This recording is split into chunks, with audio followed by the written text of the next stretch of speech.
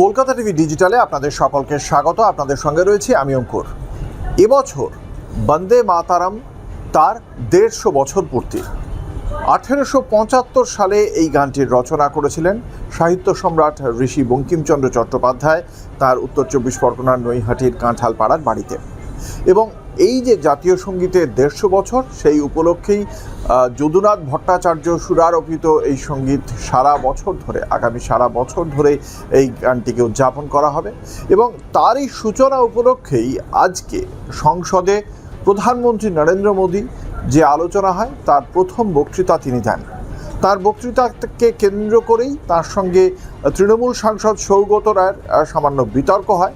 কী কারণে বিতর্কের কারণ, যখন প্রধানমন্ত্রী বন্দে মাতারাম নিয়ে তার বক্তব্য রাখছেন সেই সময় ঋষি বঙ্কিমচন্দ্র চট্টোপাধ্যায়কে তিনি বঙ্কিম দা বলে উল্লেখ করেন। সঙ্গে সঙ্গে আপত্তি জানান তৃণমূল সাংসদ সৌগত রায়। তিনি বলেন, বাংলায় বয়োজ্যেষ্ঠ কাউকে যদি সম্বোধন করা হয় তখন তাকে দাদা বলা হয়, কিন্তু বঙ্কিমচন্দ্র চট্টোপাধ্যায়ের মতো কোনো ব্যক্তিত্বকে দাদা বলা কখনোই তার প্রতি সম্মান জ্ঞাপন নয়। সেক্ষেত্রে তাকে বঙ্কিম বাবু বলা উচিত, তার প্রতি সম্মান জ্ঞাপন করে।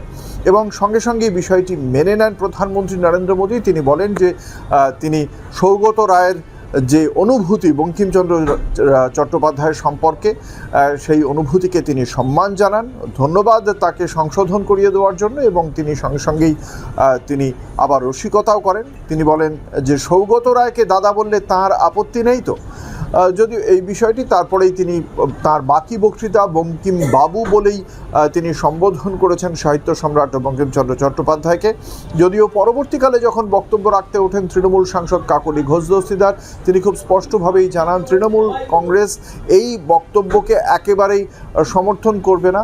বাঙালির অপমানকে কখনোই সমর্থন করবে না তৃণমূল কংগ্রেস। তারা এর প্রতিবাদ করবে, বাংলার প্রতিবাদ করবে বলেই দাবি করেন কাকলি ঘোষ দস্তিদার।